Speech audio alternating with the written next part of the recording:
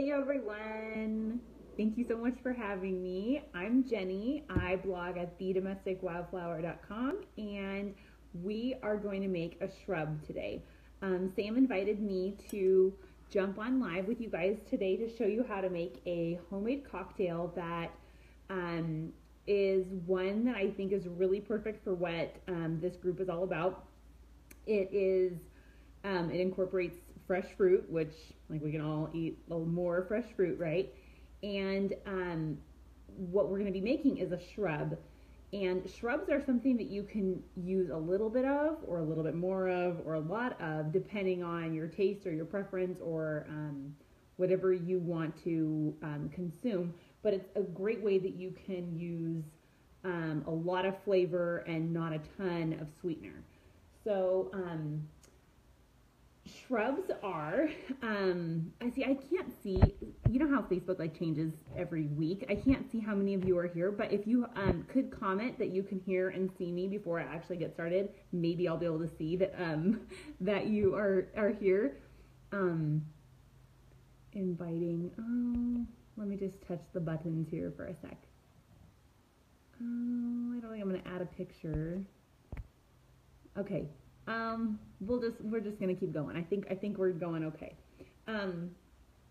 So a shrub is a fruit and vinegar syrup that is really strong tasting, and like when my husband smelled it, he's like, oh, so strong smelling. Okay, they're really like a concentrated syrup, and they're meant to be diluted in a lot of water or in a lot of tonic water or sparkling water or ice water or mixer of some kind. So when we make this, or when you make this with me, you'll probably find like, whoa, this is like a really strong, flavorful thing. And that's right. That's what it's supposed to feel like. It's supposed to be really strong. Shrubs were popularized during the Prohibition era as a way of making something really flavorful out of a little bit of produce that lasted a long time, and it was a way of being like a great hostess and having something interesting to serve your guests. Hey, thank you for joining. It was a way of having something interesting to serve your guests. Oh, hey Sam, thanks for joining. I can see that you're joining. This is awesome. So I was saying that shrubs were popularized during the Prohibition era. Ooh, I'm getting a notification that says, want to know who's watching your live video? Swipe left. Okay, so I'm learning. So Facebook updates all the time, so now I haven't went live in a little while, so now I'm getting it. Okay, so I was saying that shrubs were popularized during the Prohibition era as a way of making something really flavorful that was inexpensive that you could use to serve a lot of guests without alcohol, really inexpensively. So that's like the way that they became really popularized, and now they're kind of experiencing this renaissance or whatever, but they're super simple to make. They're no cook, which who doesn't love no cook, right? And the one we're gonna make today is just a plain apple shrub, and I think it's perfect. I know it's like probably 100 million degrees where you are right now. It's still pretty hot where I am, but in a couple weeks the temperatures are going to start dipping and it'll be perfect for fall. And this is exactly the recipe that I used on the guest post that I shared on the blog for Sam. So you can read the blog post. I bet Sam can share that in the comments too. But I think I can just get started and show you how to make the shrub. So all you need to make shrub is a non-reactive container. Like I use a mason jar because I'm a big canning fan. Lots of glass jars around. I like a funnel, but you don't have to have one. Vinegar. Big fan of apple cider vinegar. Because this doesn't get cooked, you could, if you wanted to, use like as good a quality apple cider vinegar or as good a quality vinegar as you want. And really the better quality vinegar, the better, because you'll really be tasting the vinegar. You don't want to use like white vinegar that you would be cleaning your countertops with, because you really will taste it. Shrub making is, like for making shrubs, I try and make a point of finding like kind of fancy vinegars, like champagne vinegar when they're on sale, like champagne citrus vinegar, delicious in shrubs, so good, but it's kind of expensive, so I try and look for it when it's on sale. So I use vinegar, a glass container to hold it in, and then this is a little bit more than what I'll need, but like an equal amount of fruit to sugar. You can use honey, and today I'm just going to use sugar. So I'm using a box grater to grate my apple, and this is just a regular old apple. And shrubs are really easy because the recipe is super simple. It's just the ratio is like 1 cup of apple to 1 cup sugar and 1 cup vinegar. That's it. It's really simple. So we'll combine all that in a glass container or a non-reactive container, and we'll let it sit on the countertop for probably 4 days, 5 days, just out on the countertop at room temperature. And perfect. Every once a day, I'll maybe give it a shake just to make sure that the sugar is getting dissolved and the apples mixing up with the vinegar. And then at the end of the 4 days, I'll strain out the apple pulp. If not all shrub fruit is amazing afterwards, like rhubarb's kind of too much to eat afterwards. Some blueberries don't really hold up, but the apple pulp afterwards would be awesome on top of like granola. So you can save that, or you can toss it and compost it if you're not a fan of like that strong vinegar flavor. But because it's been soaking in sweetened vinegar, it'll have a really awesome flavor. Some people also bake with it, so you could do that too. So I've grated most of this big apple. I have my measuring cup. Thank you guys for joining. Okay. I should have had a bigger cutting board.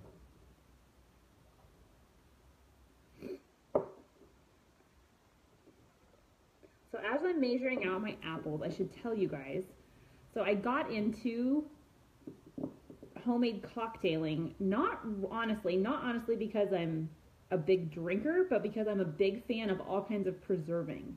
I'm a big canning fan, big canning nut, and I am really into countertop preserves and countertop like preserving that you can do with no cooking, and like the countertop preserve of shrub making I love it. I think it's so fun. I'm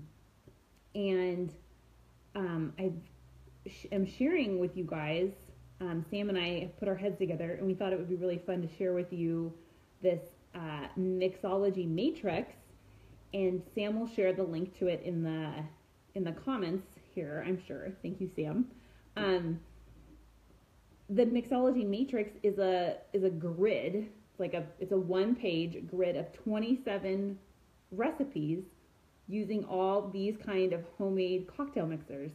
And it's super fun. There's 27 recipes, and they use, so 1 cup, 1 measuring cup, that worked out perfectly, magically, perfect.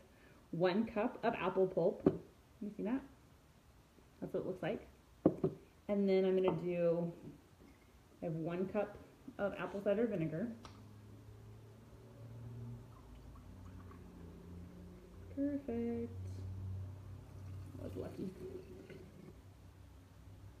And I use Bragg's with the mother, but you could use another brand, of course. I'm going to use the same amount of sugar.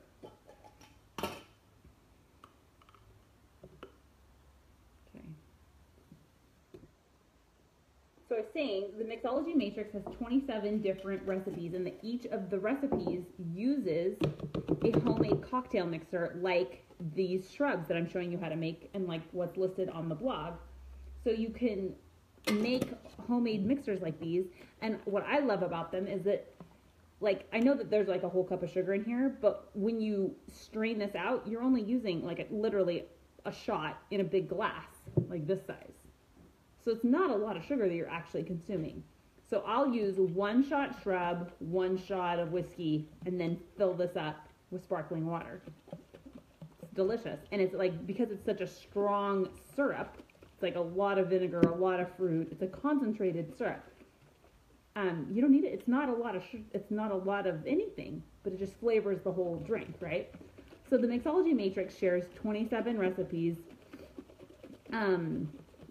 There's like 3 flavor categories. There's culinary, contemporary, and classic. And I love that they're just way less sugar, way less junk, way less processed than like the margarita mix you buy off the grocery store shelf. That's what I think is really fun about them. And they're using all these mixers that are really easy to make, just like this. Okay, so there's your apple pulp swimming in your apple cider vinegar. And you can kind of see how that looks, right? Okay, so that's about it. So I'm going to leave this sit on my countertop, and I'm going to let it. Sorry. Oh God. Sorry, guys. Are you still there? My hands are kind of wet. I shouldn't have touched my phone screen. I'm going to let it sit on my countertop for 4 or 5 days and just let the flavors develop and let the sugar continue to dissolve. And then I'll use a mesh of like a metal strainer or a colander with cheesecloth to strain out the apple pulp. And like I said, you can use that apple pulp. You could bake with it, or you could put it on top of yogurt or on top of granola, or you could like feed it to your chickens. You could do a lot of different things with it if you wanted, or if it was like too strong tasting, you could just toss it. But the remaining cup of liquid is your shrub. And in the blog post that I shared on Samantha's site, I gave a recipe for the cocktail that I like. I think it's really good with whiskey personally, but you don't have to use any alcohol at all. And I honestly don't drink alcohol that frequently in that great a quantity.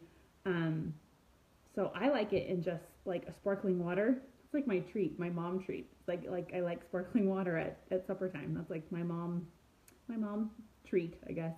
Sparkling water and some shrub with some ice. So, are there any questions from anyone? If there are, after I end the broadcast, if you please tag me, Jennifer Herleman Gomes, or Samantha will tag me for me, so that I'll try and check back in later today. But if you have any questions about making this recipe or about anything, I would gladly answer them. But I hope you guys grab the Mixology Matrix. It's 27 recipes for homemade cocktails. That the alcohol part is optional, but it's all using recipes that are super simple, countertop, easy, homemade cocktail mix preserves like this, like pineapple shrub or strawberry shrub or other things like that. Super simple, farmer's market fresh, like easy to put together, delicious stuff like that. So you can end your summer with a bang like that. So. And it's only $7. Did I say that? It's only $7. So it's a total steal for 27 recipes. And I hopefully you found this live helpful. And thank you, Sam, for inviting me. Again, my name is Jenny. You can find me at the Domestic Wildflower, and hopefully we'll see you guys soon.